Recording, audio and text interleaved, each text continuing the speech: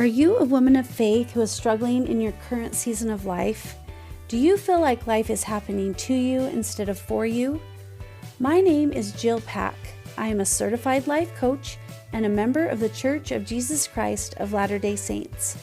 I want you to know that no matter your season or circumstance, it is possible to create a more joyful life, and I would love to show you how. Are you ready? Let's go. Happy Tuesday, my friends. Welcome to the podcast, Seasons of Joy.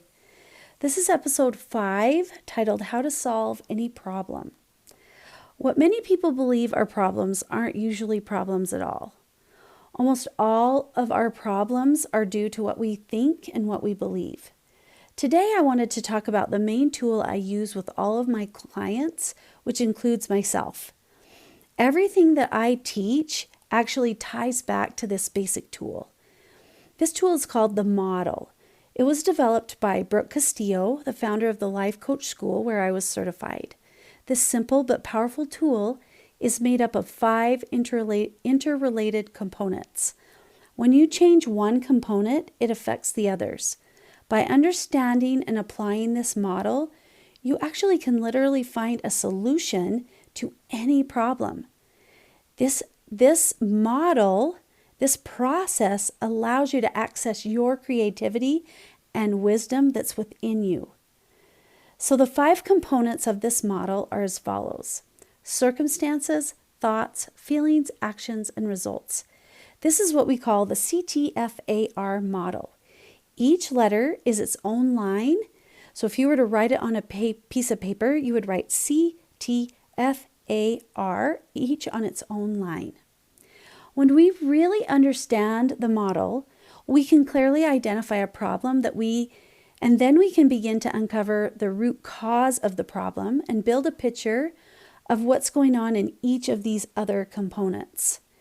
Now, we can do this because our thoughts about our circumstances are causing our feelings, which in turn fuel the actions that we take or don't take, which ultimately create the results we experience in our life. The first component is circumstances. Now, the circumstances are the facts of the story. They can be proven in a court of law. They are something that everyone would agree on. They are the things that are outside of us and are out of our control. They happen in the world around us. As one of my coaches says, they are the math of the story. Circumstances are boring. They have no drama. Some examples of that would be like weather, the number of the scale, the number of kids you have, the money in the bank, your age, your past, other people's behavior, or the words that they say. These are the things that we can't directly change. They go in the C line, which stands for circumstances. And they are neutral until we have a thought about them, which leads us to the next component. The second component is our thoughts. Now, our thoughts are the sentences that constantly run in our brains. There are differing opinions on how many thoughts we have in a day, but it is in the thousands. Sometimes we're aware of our thoughts, but often we aren't. We choose thoughts about circumstances in our lives. We have many thoughts that serve us, and we don't have to take the time to necessarily get awareness around them. However, there are some thoughts that don't serve us, and those are the ones we want to gain greater awareness of in order to create wanted change in our lives. We want to look at those sentences individually, and we want to evaluate them. If there's any subjective term, any adjectives, or any other descriptive words, we know that those are thoughts, not facts. For example, we would all agree that the door is red, or the light is on, or that it's raining outside, or that person said this, or this happened in my past. Those are all examples of circumstances. But when you start adding things like, this terrible thing happened to me in my past, or this wonderful thing that happened today, anytime you start adding clarifiers and anytime you start adding descriptives and opinions and judgments, you've actually moved into the thought line. Only thoughts belong in the T line. So circumstances and thoughts are the first two components of the model. Learning the difference between them is one of the most important pieces of using the model and understanding how your brain works and how it affects you. So the first step of using this model is actually separating the facts from the thoughts.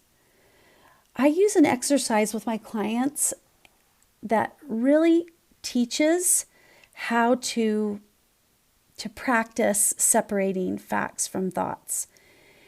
I have them do what is called a thought download. Now, this is where you set a timer for anywhere from 3 to 5 to 10 minutes. You get a piece of paper out and you just start writing. You can write about a problem you're having, like a relationship problem with yourself or with others. You can write about anything, really. If you don't know what to write about, you can just start writing, I don't know what to write about, and things will come. The idea is to just write.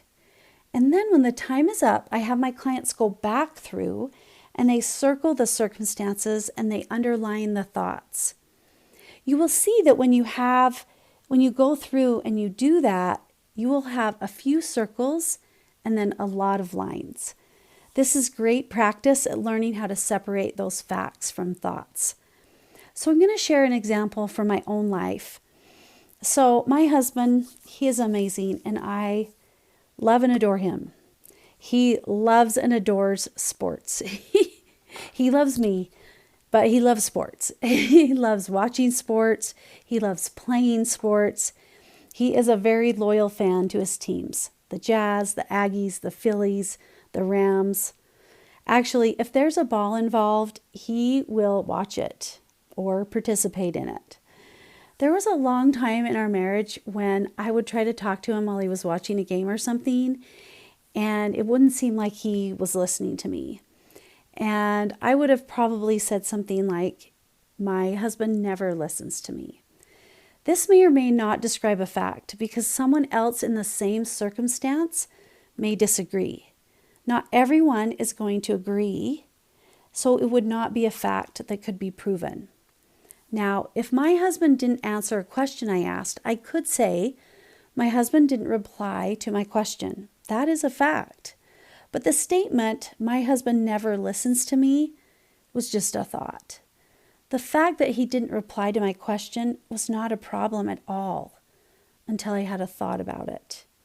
Our thinking about our circumstances is what actually creates our problems. This is the best news ever. This means we have control over what is a problem for us and what isn't. I could make the fact that my husband didn't answer my question mean something. Something like he never listens to me. He's so inconsiderate. He's so rude. He doesn't care about me. Now, some of you in the same circumstance may be thinking that, of course, your husband is the problem. You may be rolling your eyes and saying that everyone you have told your story to totally agrees with you. But the truth is, your husband is not the problem. My husband is not the problem. There is someone in the world that wouldn't agree that my husband never listens to me, or that their husband never listens to me in the exact same circumstance. Understanding this gives us the power to interpret anything any way we want. When we choose to have a thought about something, that's when we're going to determine how we feel, which brings us to the next line in the model. The third component is our feelings. I spoke a lot about feelings in episode 2, and in that episode I covered what emotions were and how to process them. I used the words emotions and feelings interchangeably in what I teach. Feelings are the emotions or vibrations we experience in our bodies, and they're directly related to the thoughts we're thinking, which are the interpretations of our circumstances. So some examples might include anger, sadness, frustration, excitement, joy, boredom, etc. One-word descriptors. Our feelings go in the F line. When working on a model, we want to narrow it down to one feeling. We choose one thought, and then we write down one feeling. Now, don't confuse feelings with physical involuntary sensations such as hunger, cold, physical pain, reflexes. Emotions are voluntary because we can choose what we feel by changing our thoughts. And our emotions are the fuel for everything we do or don't do. So in the previous example, when I believed that my husband never listens to me, which I was making mean he was inconsiderate, rude, or that he didn't care about me, I would feel something like hurt, frustration, or anger. I'm just going to pick one emotion and focus on that. Let's say I felt hurt. I may believe that I feel hurt because my husband did not reply to my question. But the fact is that isn't true. It was my thought that he never listens to me that was causing me to feel hurt. And then I actually showed up in this relationship from a place of feeling hurt, which leads me to the next component. The fourth component is our actions. Actions are the behaviors we do or don't do based on how we feel. Our reactions or inactions are also directly related to our feelings. Some examples would include eating when we aren't hungry because we feel bored, anxious, or lonely. We may want to withdraw or avoid conversations with family members because we feel hurt. We may avoid speaking up because we feel embarrassed. If we want different actions, we can choose different feelings. Our actions, inactions, reactions are what determine our results. These go in our A line. If I showed up in the relationship with my husband from a place of hurt, I may withdraw. I may choose to pretend I'm fine. I may choose to cry and leave the room. I may choose to give him the silent treatment.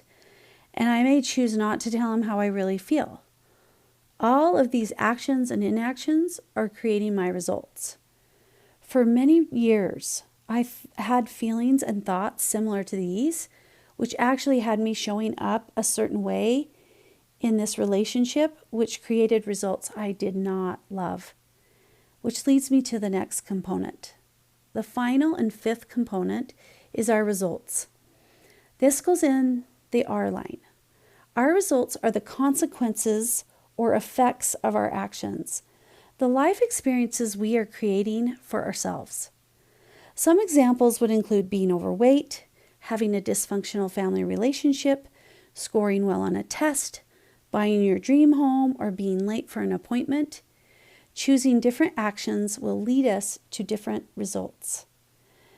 So from my previous example with my husband, when I chose to cry and withdraw, leave the room, give him the silent treatment, pretending, it was because I was feeling hurt. And this was because I was thinking that my husband never listens to me. Now, this may be true, but was this thought serving me and was it creating a result I liked? No, it was not creating a result I liked. I wasn't allowing myself to be heard when I would leave or give him the silent treatment. I wasn't allowing myself to listen to him either by leaving the room and withdrawing. I didn't like who I was being. Oftentimes we don't communicate our wishes or expectations to another person. We just expect them to know, and then when they don't do it the way we want or how we think they should, we feel frustrated, angry, or hurt. And again, our actions, inactions, or reactions are all fueled from the emotion that may not be serving us. The thing to remember here is that the result is yours. For me, it wasn't about my husband's result. It wasn't about him changing or trying to control anything outside myself. It was about my result. I wasn't strengthening my relationship with my husband, and I wasn't being the person I wanted to be. Your result is about you and what you want to create for yourself and what kind of person you want to be. So here's the summary of the model. Circumstances are facts. You have a thought about those facts. That thought creates a feeling, and that feeling creates an action, which could be inaction or a reaction. And that action creates, or those actions create a result. Now, the model allows you to get clarity around what you believe is creating a problem for you. Don't let its simplicity prevent you from discovering its power. Using the model for greater awareness takes practice. And the best way to learn how to use it is by just doing it, just diving in and trying it again and again and again. The more you do it, the better you will get and the more awareness you will have. The beautiful thing about this model is that you can put anything in it. You can start anywhere. I'm going to give you a few examples to show you what that looks like. So let's say maybe you're overeating. This is an action. It's a physical thing you are doing. You are eating more food than your body needs. I would put this in the A line. So you could start there. Another example would be someone else may say to me, I am not good enough, which sadly happens far too often. Many of us have had this belief that we have carried with us for a long time. But I am not good enough is not a circumstance. It is just a thought. It isn't a physical thing that happened like overeating. This is a thought because it is subjective. So it goes in the T line. Another example would be if someone says, I'm so anxious. That would be a feeling. It belongs in the F line. Now, this person isn't thinking that they are anxious. They are feeling it. There are probably some physiological things happening. Maybe their heart is racing, or they're feeling butterflies in their stomach, or they might feel like they want to throw up. Again, this goes in the feeling line. Another way you could look at it is if somebody has $500,000 or $5,000 in the bank, we could put this in the C or the R. It could be a circumstance, and you could look at what you believe about that amount of money, how you feel about what you're thinking about it, and what you do or don't do because of the amount, and how you're feeling, and then what is happening for you as a result. It could also be the result. You could put it in the R line. You could put the 5,000 in an R line, and then that could be the goal you're trying for. And then you could work backwards. You could say, okay, what do I need to do in order to create that $5,000 as my result? How would I need to feel to do those things? What would I need to be thinking or believing to create that emotional fuel? Again, this is called working the model backwards. And it is a great process when working towards a goal. And we're going to touch on that in greater detail in a future podcast. But I just wanted to show you the different options. The examples I gave you was putting something in the A line, or putting something in the T line, or a different model would have you put it in the F line, or filling in the F line, or filling in the C line, or filling in the R line. All those examples I gave you were different ways you could start the model. There is nothing that can't be categorized in the model. This process allows you to reduce the feelings of overwhelm and being stuck, which eventually helps you find the solutions for your problems.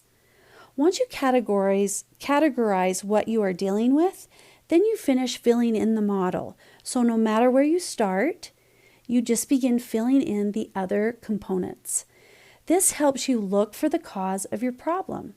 The cause of all your feelings, actions, and results is always going to be a thought. That is why it's so important to keep an eye on your brain. It takes work. It takes intention. So many of us would rather go into default mode than pay attention to what we're actually thinking. But this comes at a great cost. Just because you aren't paying attention doesn't mean you aren't thinking. This is just thinking on autopilot. It works fine if you're able to always think positive, wonderful thoughts that give you great, wonderful feelings and actions and results. However, for most of us, we're running on old patterns which are creating unwanted results. This is when we need to start paying attention to our brains. Many people think that life coaches just teach you how to think happy thoughts and that everything will get better. But this is not the point of this work. It's about looking at what you're currently thinking, feeling, doing, and creating for yourself. It's getting understanding first. It isn't about hurrying and changing your thoughts. It is about getting curious and from a place of compassion, finding awareness. As you begin to unlayer your mind, you will discover patterns and habits that are the effect of your thinking. You will begin to understand that the things happening in your life aren't responsible for the results you get. Rather, it is your thinking about the things happening in your life that is causing you to have negative feelings, actions, and results. This can feel really uncomfortable. But this process actually allows you the opportunity to make some amazing changes in your life. It can be so freeing once you understand how much power you have in your life and that all these things that you thought were just happening to you are not just happening to you. You have the power to decide what to think about those things. You are in control of what you think, feel, do or don't do, and what results you ultimately create for yourself. If you want to learn more about the model, I would love you to schedule a discovery call with me where we can work through something that's causing you a problem. Just go to seasons-coaching.com. I will include it in the show notes to schedule a session with me. You can also learn more about my Seasons of Joy coaching program. Thank you so much for listening. If you like what you hear, please share it with your friends and family and leave me a review. I wish you a joyful week, and I'll see you next time.